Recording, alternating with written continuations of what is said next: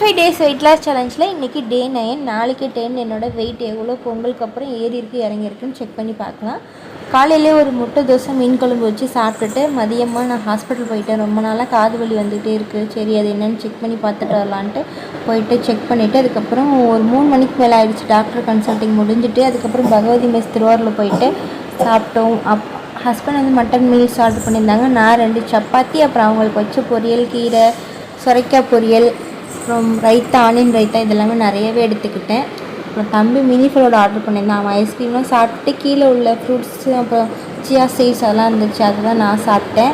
சாப்பிட்டு முடிச்சுட்டு நாங்கள் திருவாரூரில் இருக்கிற ராயல் என்ஃபீல்ட் ஷோரூம் போயிருந்தோம். அங்கே ஒரு பைக் டெலிவரி எடுக்கிறதுக்காக போயிருந்தோம்.